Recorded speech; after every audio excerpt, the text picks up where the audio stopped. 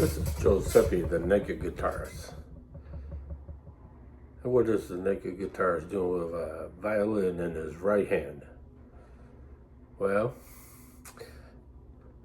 I'll tell you my story here. Back in 2015, I was doing a violin recital, and right in the middle of the can, my hand just started trembling. I said, man, I never got stage fright before. So I powered through it. I was up there by myself, so I said, the heck with it. Maybe people will forgive my exuberant vibrato. Then after that, my teacher after that said, oh, we'll make it through the next one. I said, I don't know if I could play anymore or not. So I kept taking lessons, and I decided not to do any more recitals. That was pretty embarrassing. But so around 2015, I go to my primary care and say, I wonder if I have Parkinson's. They said, oh, you don't have Parkinson's. Your hands would be flying around like this, and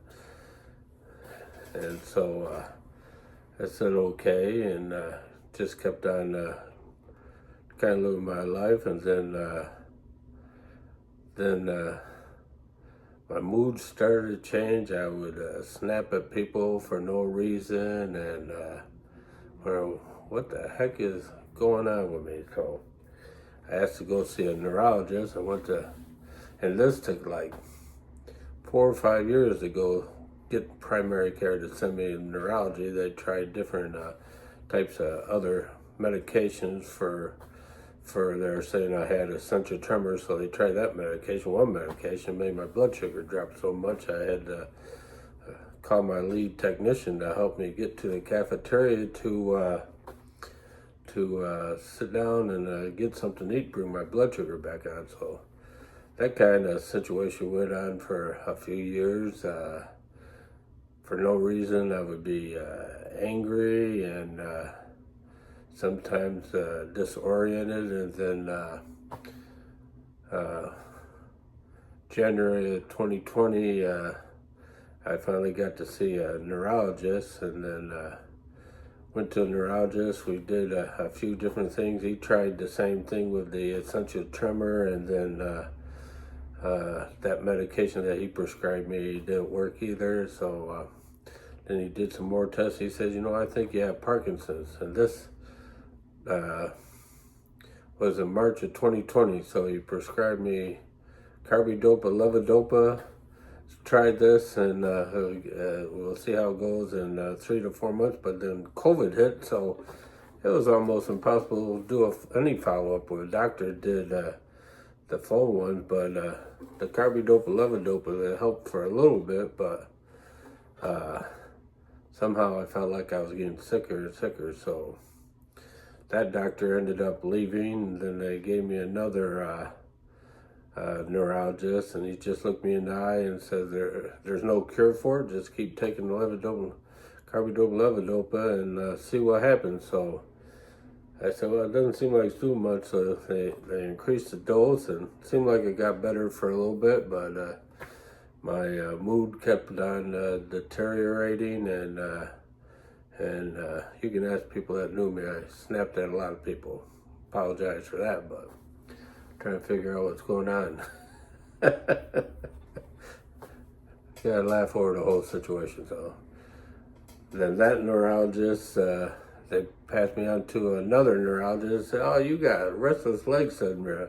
I wasn't too sure what they thought about my hands shaking all the time, that I have restless leg syndrome. So he gave me another medication for that, and on top of the levodopa, carbidopa, that medication, I was falling asleep sitting in a chair, and I sitting in a traffic light in Phoenix, Arizona, falling asleep, and people are honking at me to move when the light turns green. So I figured, well, I need to figure out what's going on here. So I was seeing one of my other doctors, and actually I see a psychiatrist because I thought I was going absolutely nuts. And for my anxiety and my mood, he prescribed a good medication for me that helps me out. At least I don't snap at people anymore. And that might have to be doing with my PTSD or what's going on. So he had him sent notes to the neurology department, and the neurology department sent me to a specialist here in Phoenix, and so we did an MRI of my brain. At some point I had a stroke, and I have scar tissue in my right basal ganglia, and another strange thing is that my cerebellum is extraordinary small, which they gave me set up with another test, see if I was got a genetic defect or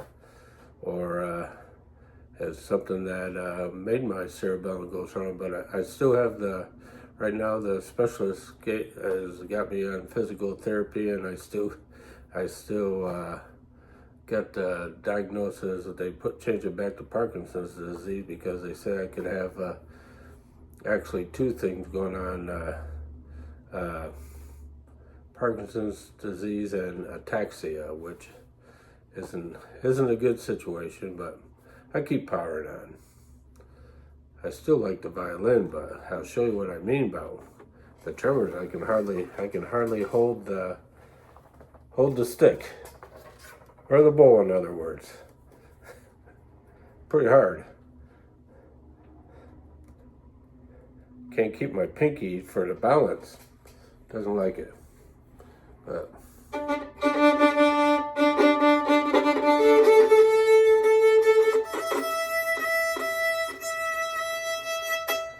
don't know if I'll be doing any more recitals on this or not, but maybe I will.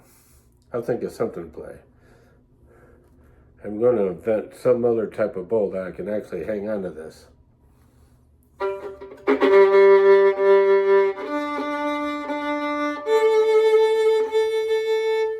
So, I won't play a song for y'all.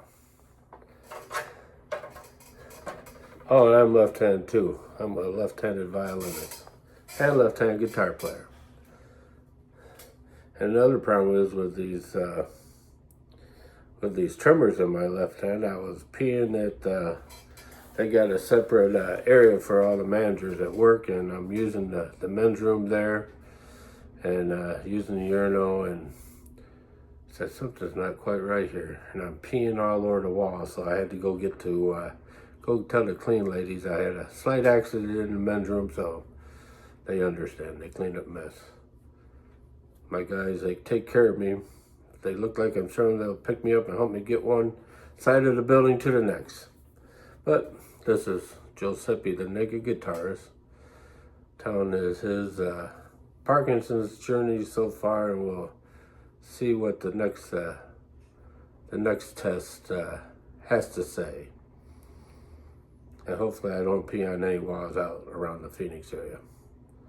Have an excellent Friday, and we'll give everybody kisses. Shalom.